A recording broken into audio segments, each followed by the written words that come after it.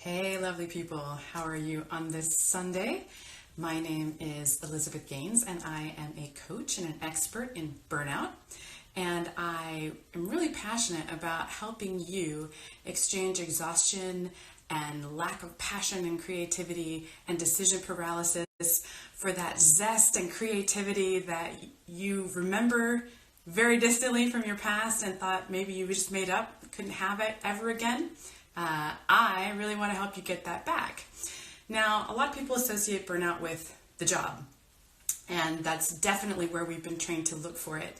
But for me, the job doesn't burn you out. If it did, you could just quit the job, and that would be the answer to everything. But for those of us who have tried that solution,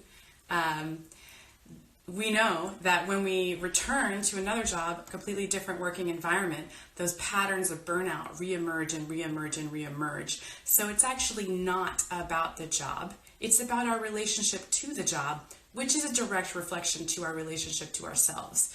So I like to work on relationship to self in 5 key areas in my coaching. And today I want to talk about relationship to self-worth and relationship to self-love. And I want to talk about one of the biggest game changers for me, which was learning how to be present in my own life. This is really hard to talk about because it's an extremely complicated and a little bit esoteric idea, right? And so I think this is one of the reasons why it took me so long to learn it, is because nobody could present it to me in a tangible, finite 1, 2, 3 way. And part of that is because there is no 1, 2, 3 with learning to be present. But it is my challenge today to make it as tangible and as real and as 1, 2, 3 as I can for you guys. So let's do it. So we have 3 states of being in our lives. We can be in our past, we can be in our present, and we can be in our future. And actually being in the present is the most dangerous of those 3 states. When I am in the past, I already know what happened. And even if I am reliving painful things, which is usually where my mind goes when I think about the past, that's already a pain that I've experienced. So I know how to live through it. So that's actually a really safe choice, is for me to go back and live in that pain.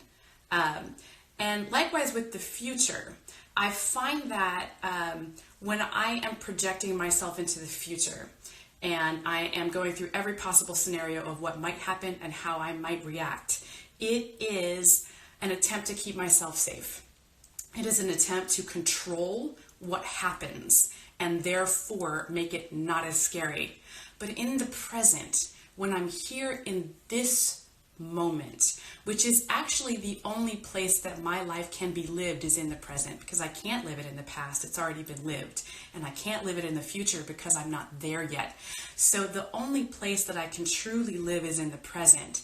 And I have no idea what is going to happen in the present. And so the present is actually pretty dangerous and scary. And that is why it's much easier sometimes for us to go into the past or into the future. So I want to talk today about expectation and the role that expectation plays in keeping us firmly rooted in the future and therefore not really able to enjoy the present. So expectation for the future, what does that mean? Let's take, for example, if I'm going to France and I want to go see Notre Dame, and I've seen pictures of it and I know where it is and I know how to get there, and I've been on this plane for 7 hours and I've been in a hotel room and I just can't wait to see it. Like, I have very high expectations of what that experience is going to be. I expect to be awed. I want to be just jaw-droppingly awed by that. So I follow my route, I go through the streets of Paris, and there's Notre Dame, and it's amazing, right? But because I've had these expectations about what it would be and how I would feel, and I've spent so much time living in the future before I got to that moment, it actually doesn't have the power to awe me anymore. I am not awed. Contrast that, for example, with, I don't know anything about Paris. I know nothing about Paris. I have no expectations of what is in Paris, of the gifts that Paris has to offer. And I'm just walking through the streets of Paris as a tourist and I happen upon Notre Dame. I've never seen a picture of it. I have no idea that it's around the corner. Boom. What is my reaction when I see it? Complete and total awe. Awe.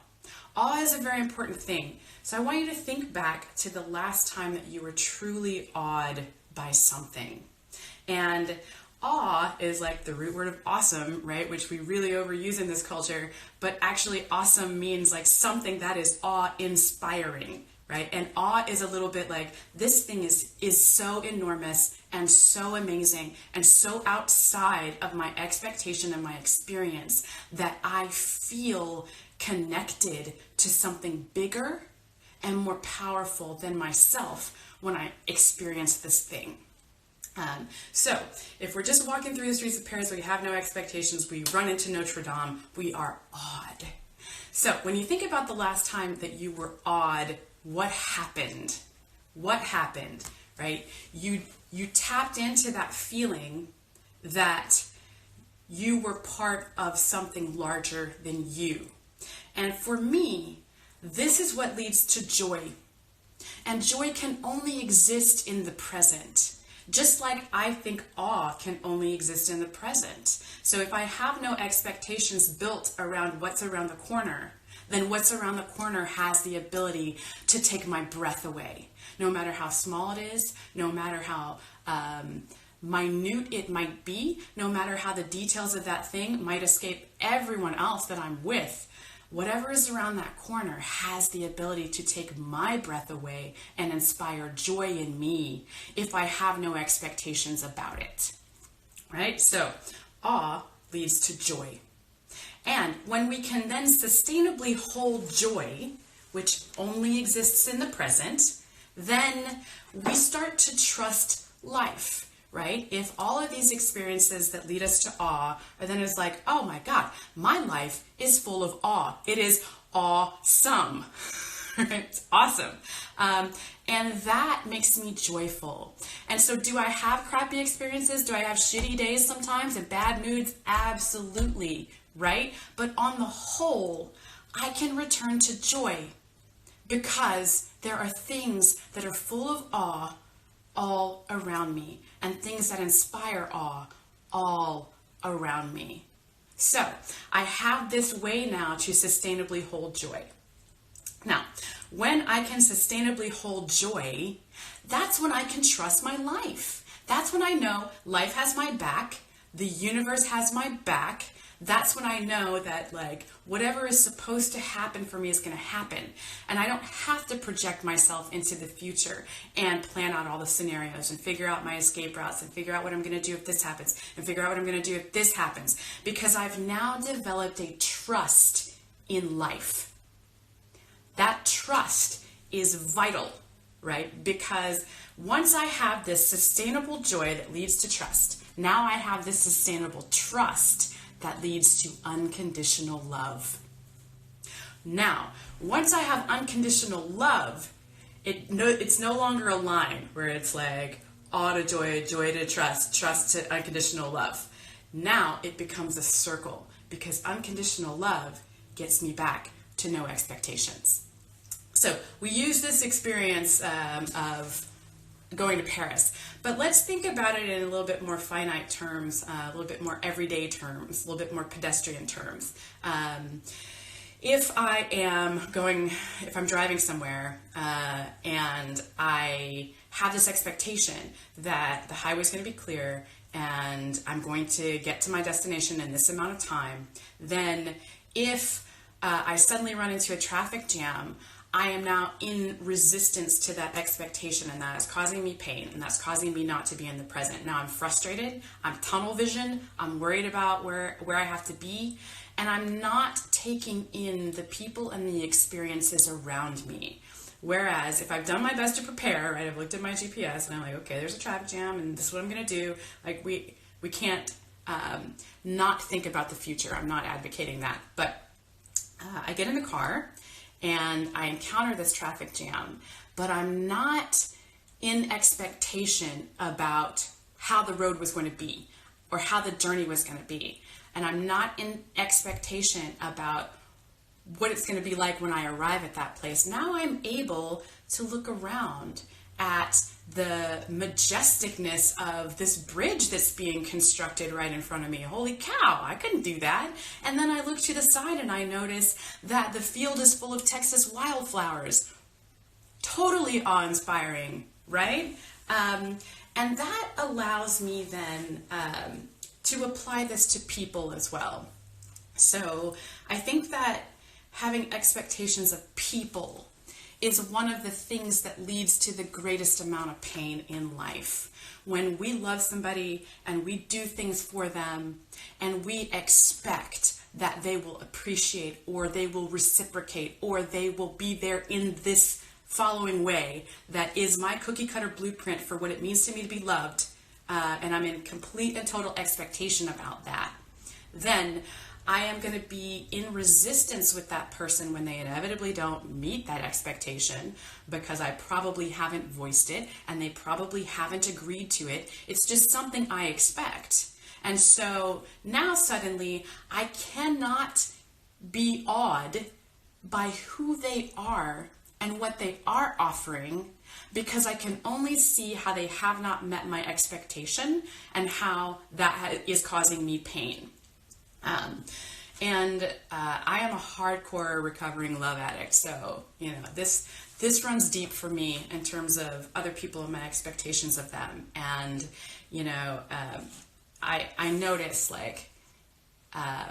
when I was living with my significant others, I would sort of have this expectation about when they get home, it's going to be great because I've missed them all day and blah, blah, blah. But, they come home and they're in their mood and they want to do what they want to do, right? And so they haven't met my expectation. And so already I'm disappointed.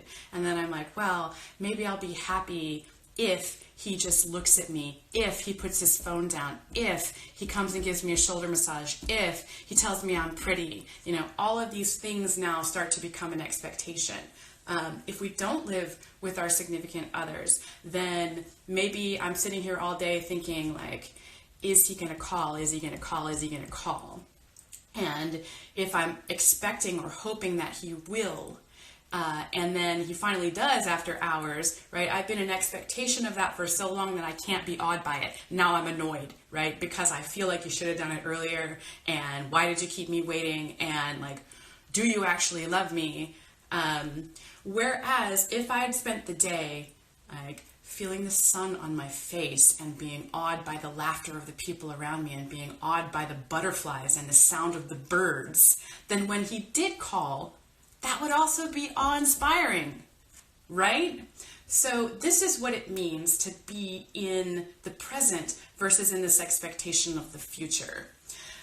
So then, just to recap, being in the present allows us that feeling of awe, which leads to that feeling of joy. Once we're able to sustainably have joy, then that allows us to trust that life is on our side. We don't have to cling so furiously to controlling the future because we can trust that life is there for us.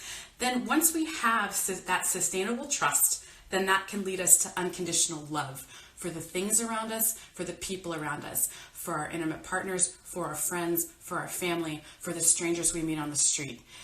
It's all the same, right? And then that unconditional love brings us back full circle to having no expectations. So if we want to learn to be in the present, where we can actually hold joy and be awed, the first step to that is to let go of our expectations. So I would love to know what you guys think about this and your experiences with it. And I hope you have a wonderful week and a great Sunday. And I'll talk to you guys soon.